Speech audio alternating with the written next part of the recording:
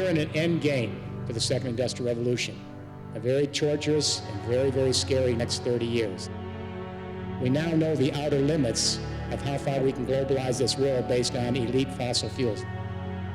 We need a new economic vision for the world that's compelling.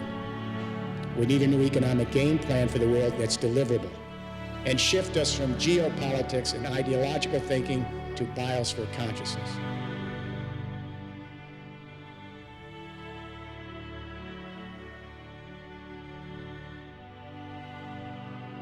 New energy regimes make possible more complex civilizations.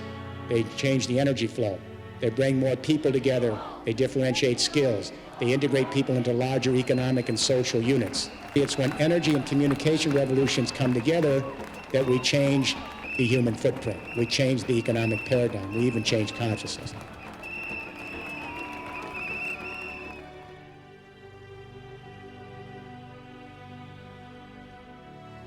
I started my vocational life pretty much as a creature of the oil industry. I taught at the Royal School of Mines at Imperial College, trained young geologists for the oil and gas industry, coal industry, and that led me to become an environmental campaigner. In the second phase of my life, I still see myself as an environmental campaigner, because in the third phase I set up a renewable energy company.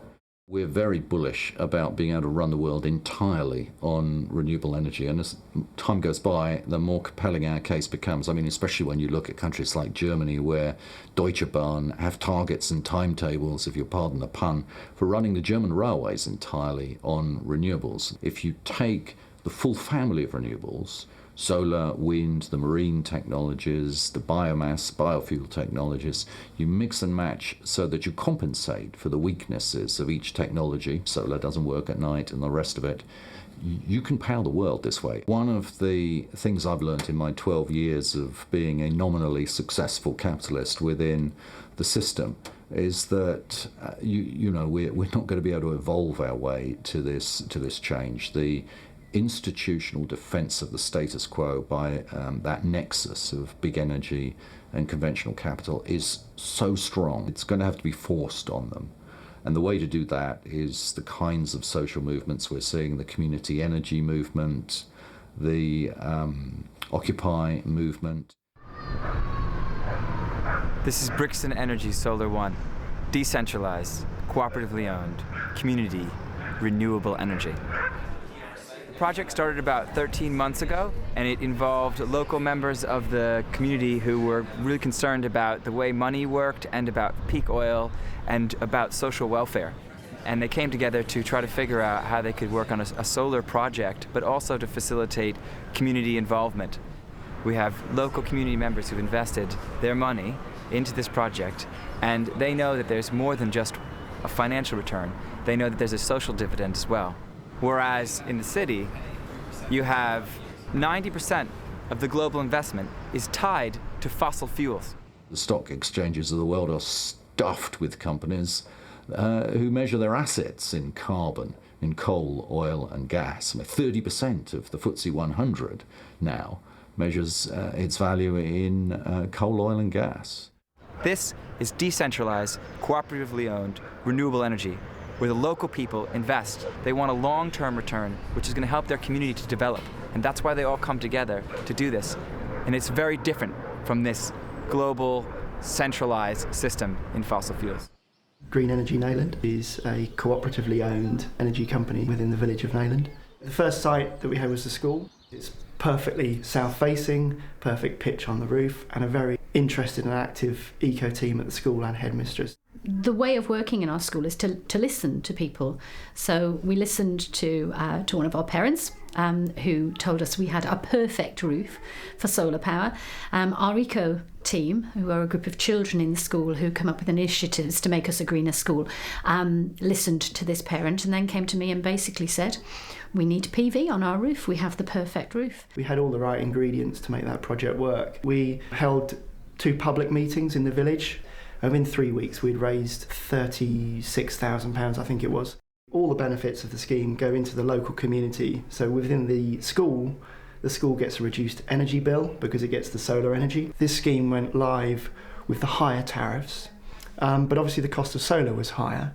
But the return is still, we're talking sort of 6-7% a year on your investment. There's a lot of potential with these schemes, especially as bank interest rates and equity investments now are so volatile. I think these schemes actually seem quite a sound investment. The problem we've got is that actually if you read the UK's renewable energy strategy, these schemes are absolutely vital in order for them to meet their targets. And no E.ON or EDF is going to come to Nayland School and say, can I put solar panels on your roof? Economically, nuclear power doesn't make a lot of sense. It takes too long to bring on stream, by their own admission, the industry's admission. I'm Jenny Lally, I work for EDF Energy and I'm currently on the graduate scheme.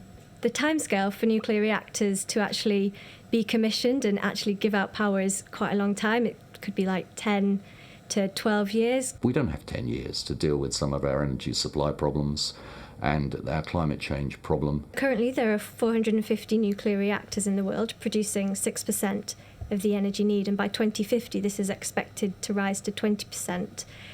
I think this is achievable. It will take a lot of time and effort on different companies' behalves, but I think especially in developing countries, nuclear is a very good way forward. Replacing sort of every ageing nuclear power plant and building an additional 1,000 to accomplish this task would require construction of 3 power plants every 30 days for the next 40 years. Is that possible? That sounds like an awful lot, so I wouldn't like to say. You can't understate how powerful the big energy lobby is. When you look at life as an official in one of these ministries, in the Department of Energy or the Department of Business, and you think that they're surrounded by getting on for 50 officials from the big energy companies full-time on secondment implanted into these ministries, and that's before you've considered BP and Shell and what they spend their money on. These are very powerful forces that are lined up behind the status quo, and as time goes by, to me it often feels like civil war. So the closer we get to grid parity, the closer we get to providing solar electricity cheaper than conventional electricity, for example, that is coming. That's an inevitability. It's just a question of when. And with each month we get closer. And what happens, as I experience it, there's a bigger pushback from big energy. BP, for example, pulled out of solar globally altogether in December last year. Why would they do that when the costs are coming down so much? Why choose now? And you think they're over there in Whitehall telling government officials and ministers it's a good idea to go with solar? I don't think so. They're arguing for gas. They're arguing for fracking. They're telling those people that, you know, that gas can have a resurgence and power Europe in a way that means you don't need renewables at all. That's what gas lobbyists tell the government. I know that because government officials tell me that's what they're being told. I agree with the media concept that renewables can't work alone as they stand at the moment. More research needs to go into them in order for them to stand alone. At the moment, they're just not a very secure supply to the fact that the wind farms are only going to work when the wind is blowing, the solar farms are only going to work when it's sunny. The problem is that there's a lot of mainstream media still peddling kind of the fact that business as usual is fine, we can continue just digging coal and getting gas from magic places and doing all of those things and we're all going to be fine. Actually, the bottom line is that isn't the case. Yeah, I think, you know, the slipstream benefit list from going renewables is really long. Never mind about climate change, never mind about energy security, as though they weren't reasons enough. You've then got clean air and all the health benefits that come from that. You've got much less use of water in a world where water supplies are being depleted dramatically than you would have with fossil fuels and nuclear. You've got no reason to go to war in the Middle East. And you've also got all the benefits that come from a renaissance of community. Once you've got renewable power at the community level, you've got community level economic activity that really, to me, make this a no-brainer. We have to change consciousness. We have to move from a geopolitical, ideological frame to biosphere consciousness in order to have the narrative and the vision and the determination and the will and the drive to move ahead instead of, through fear, backing up to the 20th century. we have enough distributed energy to provide for our species until kingdom comes. The European Union has committed itself to a 5-pillar infrastructure for a third industrial revolution. I was privileged to develop the plan with the EU. It was formally endorsed by the Parliament in 2007. Pillar 1, the European Union's committed to, as you know, 20% renewable energy by 2020. That means a third of the electricity in Europe has to be green. That's a mandate, not a suggestion. Everyone has to do it. Pillar 2, to convert every single existing building into your own green micro power plant. So you can get photovoltaics and capture the sun on your roof, vertical wind to capture the wind off the sidewalls of your building, geothermal heat pumps under the ground, garbage converted back to energy, the works. Think centralized power and utility companies today, think the next 20 years, everyone's going to have their own power plant. Just like we produce information, we now produce our own energy. And there are already millions of people doing it. And the minute we start Pillar 1 and 2, we have millions of jobs overnight. In Germany, they created hundreds of thousands of jobs just in the first few years, only in Pillar 1, and now Pillar 2, they're creating more. Then the question is, how do we store the energy, Pillar 3? Because the sun isn't always shining here in London, as we know. But we're putting most of our emphasis at the center of the storage network in hydrogen. Simply, it's the basic element of the universe. It's what we're made out of. It carries other energies. And it's completely transformable from one form to another on carrying energy. And it's modular, so you can put a little hydrogen storage technology in your flat or in a big utility company. Pillar 4, this is where the nervous system of this new infrastructure is created, where the communication revolution, the internet, merges with distributed energies. We take off-the-shelf internet technology, off the shelf. We take the transmission and power grid of the European Union and then every continent in the world, and we transform that power grid to an energy internet that acts exactly like the internet. So when millions of buildings are collecting green energy on site, storing it in hydrogen, like we store media in digital, and then if you don't need some of that and someone else somewhere else needs it, your software can program it so you send that energy across that energy internet from the Irish Sea to the doorsteps of Russia.